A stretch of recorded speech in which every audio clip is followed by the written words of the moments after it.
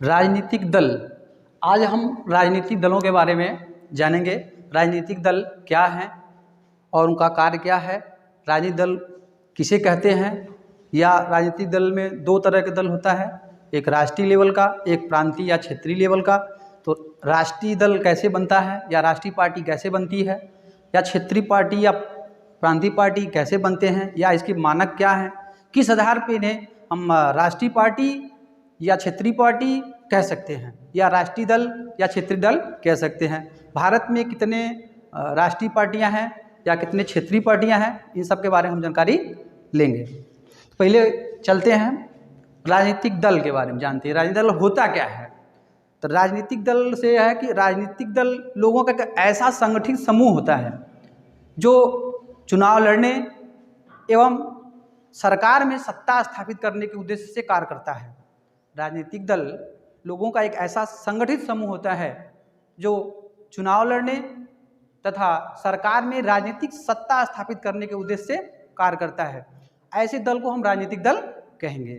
ठीक है। राजनीतिक दल में दो तरह की पार्टियां होती हैं। एक होता है राष्ट्रीय दल और एक होता है क्षेत्रीय दल। तो पहले हम राष्ट्रीय दल कैसे कहेंगे किसी को, या कौन सा मानक है, इसके हम जानेंगे कि ये राष्ट्रीय दल है या क्षेत्रीय दल है। तो राष्ट्रीय दल के जो मानक है उसमें कोई भी पार्टी राष्ट्रीय दल में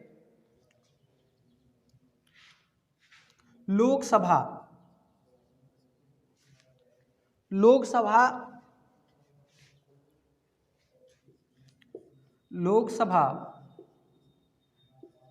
चुनाव में कुल प्राप्त मत का, लोकसभा चुनाव में कुल प्राप्त मत का या कुल प्राप्त वोट का कम से कम 6% वोट प्राप्त करे, कम से कम 6% वोट प्राप्त करे। और इसके साथ साथ उसकी जो सीटों की संख्या है कम से कम 4 सीट प्राप्त करे। लोकसभा में कम से कम कुल वोट का 6% या 4 सीट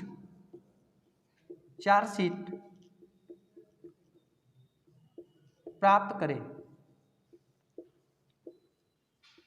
इस तरह जो पार्टी बनेगी उसे हम राष्ट्रीय दल या राष्ट्रीय पार्टी कहेंगे। कम से कम लोकसभा की जो सीटें हैं उसमें 4 सीट मिलना चाहिए और टोटल वोट, जितना वोट पड़ा है उसका 6% वोट मिलना चाहिए। अगर ऐसा कोई दल 6% वोट प्राप्त करता है या अपना लोकसभा की 4 सीटें प्राप्त करता है तो उस दल को हम राष्ट्रीय दल की श्रेणी में गणना करेंगे। ठीक। दूसरा आपका है क्षेत्रीय दल। क्षेत्रीय दल में है विधानसभा में ये कुल प्राप्त वोट का कम से कम 6%, यहाँ भी वही है बाउंडेशन, कम से कम 6% मत प्राप्त हो और कम से कम 2 राज्यों में, विधानसभा में कम से कम 2 राज्यों में कि 2 सीट निकले या 2 सीट प्राप्त हो, उसे हम क्षेत्रीय पार्टी। विधानसभा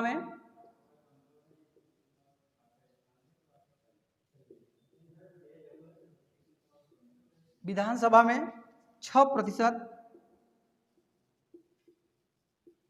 वोट प्राप्त हो और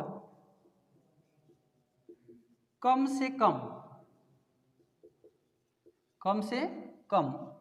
2 सीट,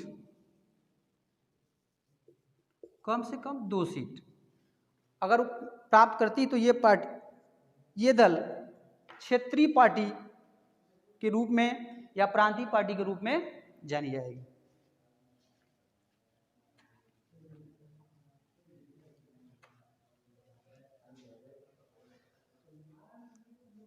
कितने राजनीतिक दल, भारत में जितने भी राजनीतिक दल हैं सबको चुनाव आयोग से मान्यता प्राप्त करनी होती है। बिना चुनाव आयोग के वो चुनाव नहीं लड़ सकते, बिना मान्यता के चुनाव नहीं लड़ सकते।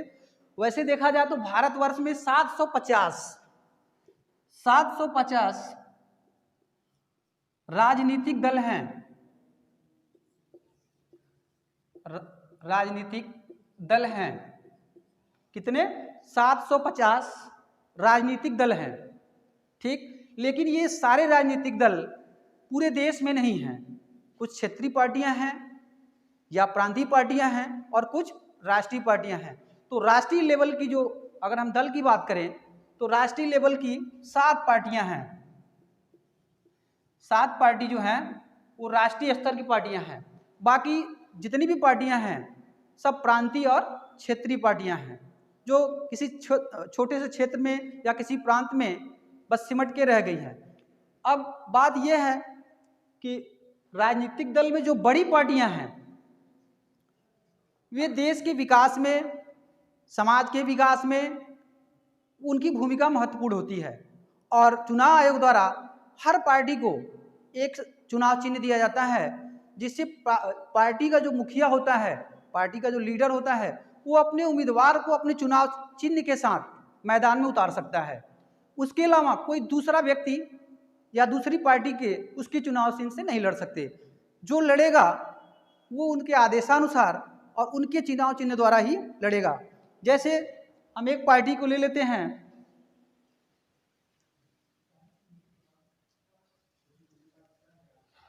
इससे पहले हम ये जान लें कि ये दल कितने तरह के होते हैं। तो भारत में, विश्व में बहुत तरह के दलें हैं, जिसमें एक दलीय प्रणाली, एक दलीय, द्विदलीय और बहुदलीय।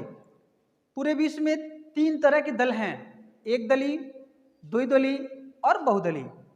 तो पहले हम जान लेते हैं एक दलीय। एक दलीय व्यवस्था में होती क्या है, चुनाव आयोग किसी एक पार्टी को, जो बड़े लेवल की पार्टी होती है, उसे ही चुनाव लड़ने की आज्ञा देती है, वही चुनाव लड़ सकता है। लेकिन ये एक दलीय जो व्यवस्था है, एक दलीय जो पार्टी होती है, ये लोकतंत्र के लिए अच्छा नहीं होती है। क्योंकि लोकतंत्र में जब तक विपक्षी पार्टी ना हो, लोकतंत्र का कोई मतलब नहीं है।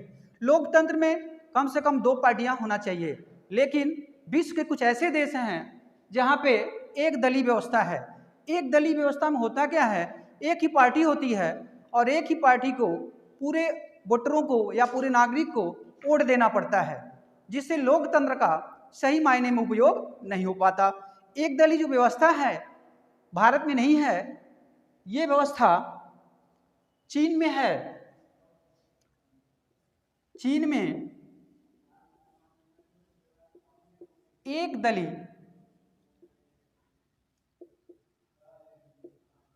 दलीय व्यवस्था है, जहां पे इस पार्टी का नाम है कम्युनिस्ट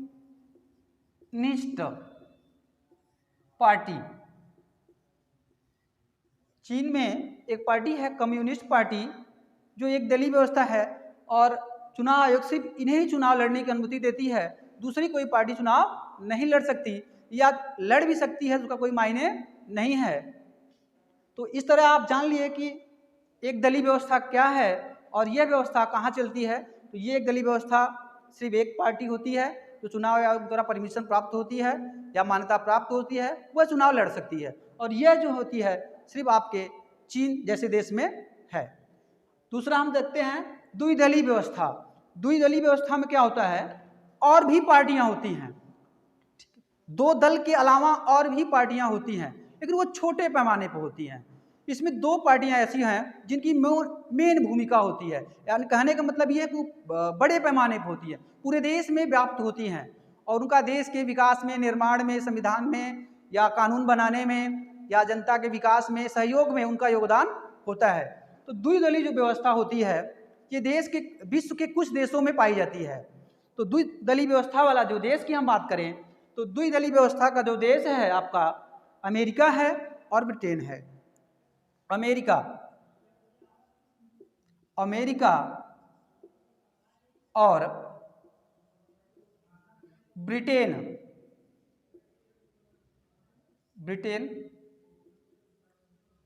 आदि जैसे देशों में द्विदलीय व्यवस्था चलती है। इसके अलावा और भी दल हैं जो छोटे हैं, उनका कोई महत्व मायने नहीं रखता। लोकतंत्र में दल, एक से अधिक दल का होना बहुत जरूरी है।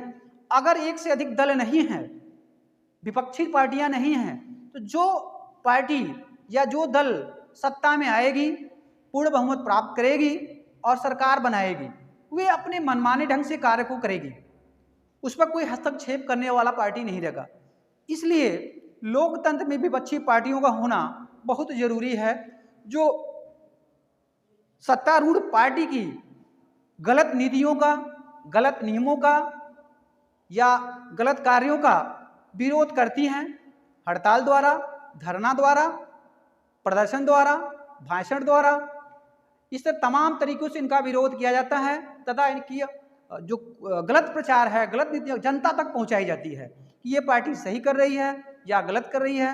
तो इस तरह से द्विदलीय में दूसरी पार्टी की भूमिका बहुत महत्वपूर्ण है। तो लोकतंत्र में द्विदल या बहुदल का होना बहुत जरूरी है। अब हम आते हैं तीसरे दल पे, जिसे हम कहेंगे बहुदलीय। बहुदलीय शासन व्यवस्था जो है, ये भारत जैसे लोकतांत्रिक देश में है, क्योंकि यहाँ पे भारत एक विशाल देश है और यहाँ पे विभिन्न समुदाय के लोग, विभिन्न जाति धर्मों के लोग, विभिन्न बोली भाषा के लोग रहते हैं। इस कारण यहाँ पे बहुदलीय जो व्यवस्था है वो यहाँ चलती है। बहुदलीय व्यवस्था में क्या होता है, कुछ बड़ी पार्टियाँ होती हैं जो पूरे देश में होती हैं, या उनके सदस्य या उनके विधायक, सांसद पूरे देश में होते हैं, और जो क्षेत्रीय पार्टियाँ होती हैं वे किसी एक राज्य में या एक प्रांत में या एक क्षेत्र में ही सिमट के रह जाती हैं। लेकिन बड़ी पार्टियाँ पूरे देश में फैली होती हैं और उनके जो प्रतिनिधि होते हैं वो उनकी बातों को मानने के लिए बाध्य होते हैं। वे जैसी पार्टियाँ आदेश करेंगी, बाकी देश में उनके प्रतिनिधि उनकी बातों को मानेंगे, उनके कार्यकर्ता उनकी बातों को मानेंगे, उनके नेता उनकी बातों को मानेंगे। इस तरह भारत में बहुदलीय शासन व्यवस्था है। भारत में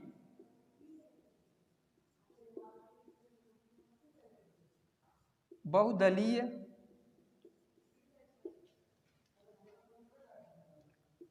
व्यवस्था है। अब आगे हम देखते हैं, अब जो भी राजनीतिक दल हैं उनके भी 3 घटक हैं। जो भी राजनीतिक पार्टियां हैं उनके भी 3 घटक हैं। क्या है 3 घटक, आगे हम देख लेते हैं। नेता, दूसरे हैं सक्रिय सदस्य,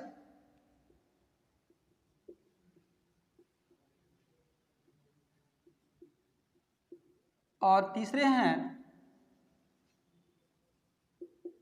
आम नागरिक।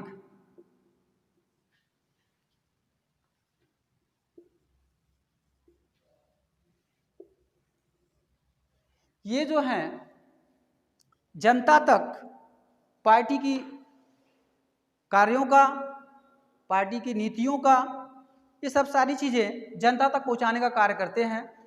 जनता जो होती है नेता के माध्यम से, कार्यकर्ताओं के माध्यम से, इनसे जुड़े हुए जो नागरिक हैं उनके माध्यम से हर बात जानने का प्रयास करती है और जानती भी है, क्योंकि इनसे उनकी जो पकड़ होती है वो आसान होती है, अच्छी होती है। इनके माध्यम से वो अपनी बातों को आसानी से सत्ता में पहुंचा सकते हैं, क्योंकि जो दल होते हैं ये दल ही चुनकर, जो राष्ट्रीय दल होते हैं ये दल चुनाव में अपने प्रतिनिधियों को उतारकर सत्ता वोट द्वारा चुनाव में जीतते हैं और सरकार बनाते हैं, राजनीतिक सत्ता में अपना अधिकार बनाते हैं और सरकार बनाते हैं। सरकार बनाने के बाद ये जो कुछ घोषणाएं प्रचार के समय करते हैं कि मैं देश में कुछ कार्य करूंगा, जैसे कि विद्यालय बनवाना, स्कूल बनवाना, नौकरी दिलाना,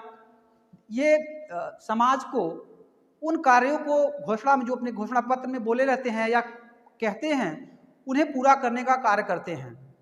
और राजनीतिक दल एक ऐसा दल है जो पूरे विश्व में सबसे बड़ा दल है, लेकिन इस दल में सबसे अधिक लोग कार्य करते हैं। फिर भी इसमें दल बदल का काम ज़्यादा होता है, इसमें लोगों को विश्वास कम होता है। सबसे बड़ा दल है, राजनीतिक दल विश्व का सबसे बड़ा राजनीतिक दल है, और भारत जैसे देश में तो और अधिक है। फिर भी लोगों का विश्वास, दल सबसे बड़ा, विश्वास सबसे कम, क्योंकि इसमें दल बदल बहुत ज़्यादा होता है। इसके लिए भी सरकार कानून बनाई है, दल बदल नीति। दल बदल नीति क्या है, हम उसके बारे में बता देते हैं आप लोगों को। क्या है दल बदल नीति, देख लीजिए। दल बदल नीति,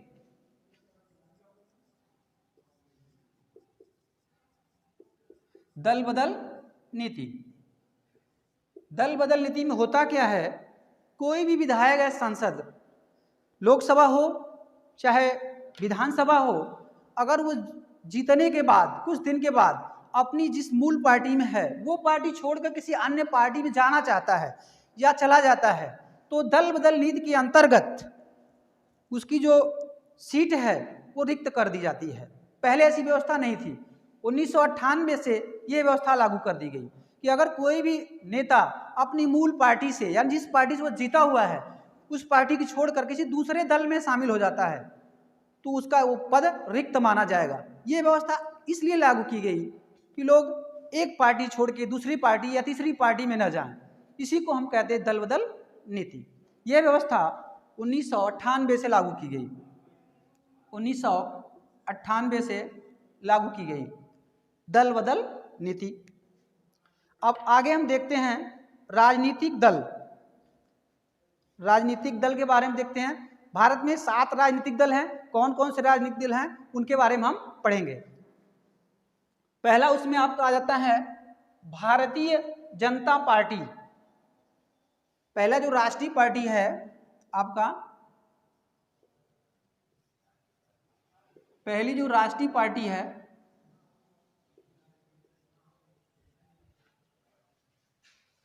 पहली राष्ट्रीय पार्टी जो है इसमें आपका आ जाता है भारतीय जनता पार्टी।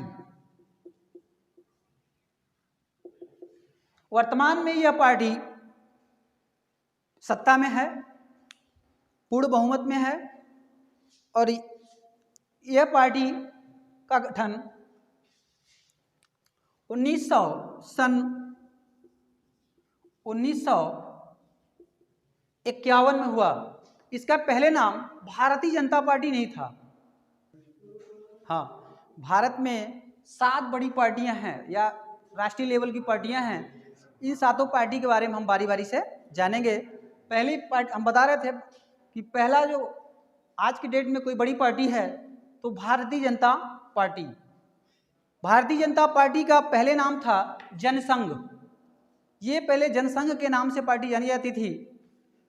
1951 में श्यामा प्रसाद मुखर्जी जी ने इसकी स्थापना किया या गठन किया।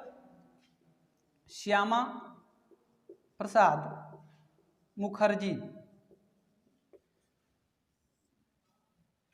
श्यामा प्रसाद मुखर्जी जी ने इसकी स्थापना की और यही पार्टी आगे चलकर भारतीय जनता पार्टी के नाम से जानी जाती है। यह पार्टी 1980 में एक तरह से यह पार्टी समाप्त हो गई थी। 1980 में एक तरह से इसे फिर से पुनर्जीवित किया गया। कब? 1980 में इस पार्टी को पुनर्जीवित किया गया। पुनर्जीवित करके यह पार्टी 1998 में सत्ता में आई। 1998 में ये सत्ता में आई। लोगों में इसका प्रचार प्रसार बढ़ा। भारत के कुछ राज्यों में इसकी सीटें हुई और इस सत्ता गठबंधन द्वारा सत्ता में आ गई। फिर यह पार्टी वर्तमान में 2014 से पूर्ण बहुमत के साथ सत्ता में है। 2014 के लोकसभा चुनाव में भारतीय जनता पार्टी ने 282 सीटें जीती और इन 282 सीटों के साथ पूर्ण बहुमत में सरकार में आई। फिर दोबारा 19 में चुनाव हुआ। 19 में भी ये पूर्ण बहुमत के साथ सरकार में है। वर्तमान में भी ये पार्टी सत्ता में है। इस तरह से भारतीय जनता पार्टी एक बड़ी पार्टी है आज के डेट में। अब हम दूसरी पार्टी की बात करें तो दूसरी पार्टी है इंडियन नेशनल कांग्रेस। एक चीज़ हम बताना भूल गए, जो भारतीय जनता पार्टी है इसका चुनाव चिन्ह है, सभी लोग जानते हैं, कमल। कमल इसका चुनाव चिन्ह जो है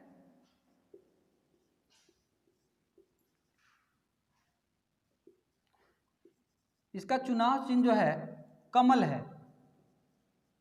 ठीक। दूसरा है इंडियन नेशनल कांग्रेस।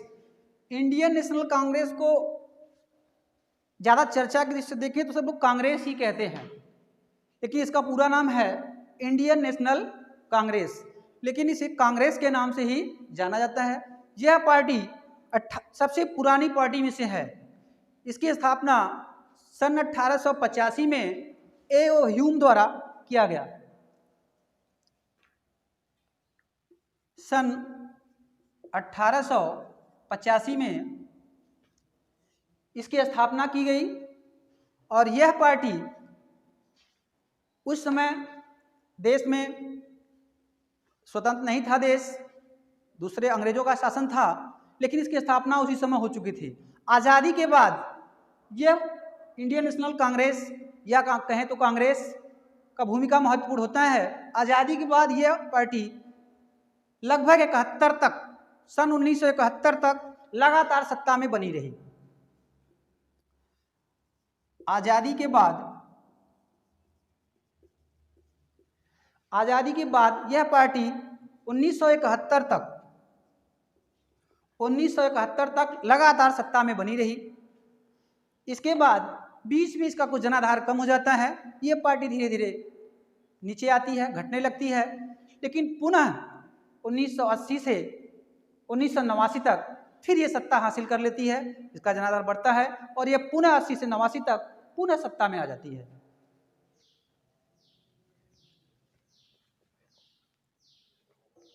पहले क्या होता है, आज़ादी से लेकर 1971 तक लगातार रहती है, इसके बाद बीच में थोड़ा गैप हो जाता है, फिर 1980 से 89 तक ये सत्ता में रहती है। ठीक है। उसके बाद फिर बीच में इसका जनाधार कम हो जाती है। 1990 के दशक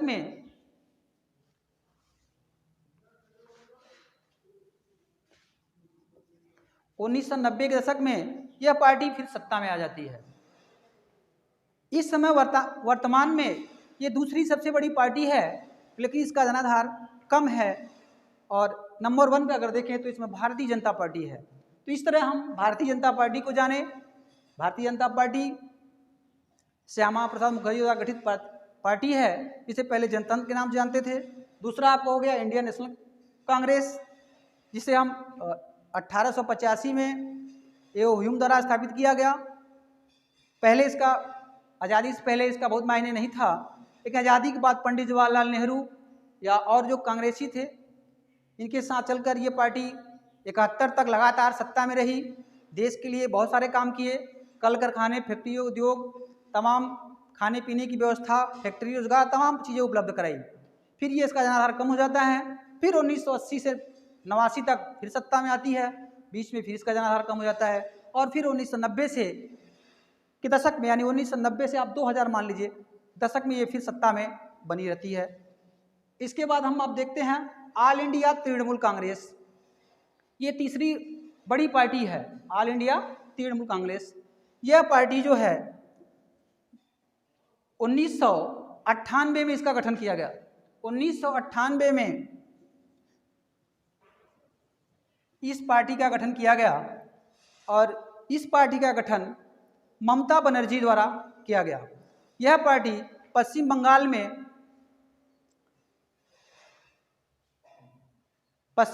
में इस पार्टी का गठन किया गया और यह पार्टी तीसरी सबसे बड़ी पार्टी, क्या चौथी सबसे बड़ी पार्टी है, क्योंकि ये 2014 के चुनाव में यह पार्टी 3.84% वोट के साथ, लगभग 4% वोट के साथ, कुल वोट जो पड़े उसमें लगभग 4% वोट प्राप्त किया और 34 सीटें जीती। 34 सीट जीतने के साथ यह 2014 की चौथी सबसे बड़ी पार्टी बनी राष्ट्रीय लेवल की। अब आगे हम चौथी पार्टी के बारे में जानते हैं। चौथी पार्टी है communist party of India. Communist party of India, इसका नाम कम्युनिस्ट पार्टी ऑफ इंडिया और मार्क्सिस्ट भी से कहते हैं, मार्क्सिस्ट,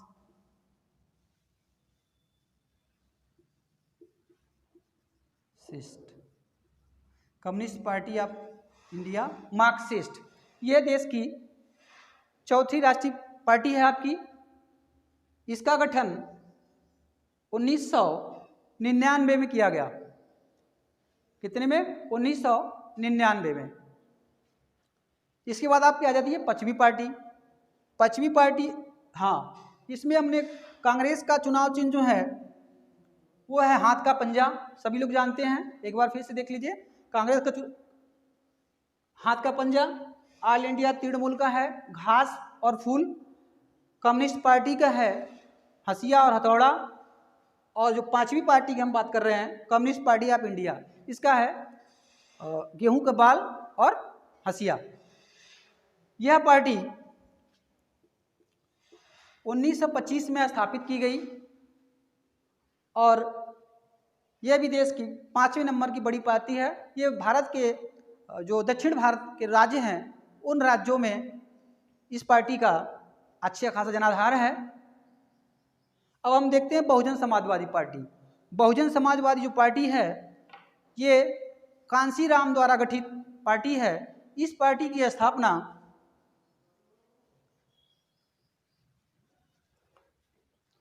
बहुजन समाज पार्टी यह 1984 में, सन 1984 में कांशीराम द्वारा यह पार्टी गठित की गई और यह पार्टी दलितों, पिछड़ों, अल्पसंख्यकों के विकास और उत्थान पर आधारित पार्टी है। यह उनके विकास और उत्थान को लेके अपना चुनाव प्रक्रिया या अपनी चुनावी घोषणा करती है और उनके विकास के बारे में ये सोचती है, साथ साथ देश के विकास के बारे में सोचती है। इस तरह ये देश की 6वीं बड़ी पार्टी है जिसे हम बहुजन समाजवादी पार्टी के नाम से जानते हैं। यह पार्टी 2014 के चुनाव में, 2014 के लोकसभा के चुनाव में यह पार्टी लगभग 4% वोट प्राप्त किया। 4% वोट प्राप्त किया, कुल प्राप्त वोट का 4% प्राप्त किया, लेकिन इसे सीट प्राप्त नहीं हुआ, इसे एक भी सीट प्राप्त नहीं हुआ। इस तरह ये आपकी हो गई 6वीं पार्टी। अब हम आपको देखते हैं 7वीं पार्टी को, जो आपकी राष्ट्रीय पार्टी है, बड़ी पार्टी है, जिसका नाम है नेशनलिस्ट कांग्रेस पार्टी। यह जो पार्टी है आपकी 7वीं बड़ी पार्टी है। इसकी भी स्थापना सन 1999 में हुई और इस तरह आपकी ये 7 बड़ी पार्टियां हो गई जो राष्ट्रीय लेवल की हैं। आगे हम क्षेत्रीय कुछ पार्टियों के बारे में जान लेते हैं। बस करिए, कितना भाग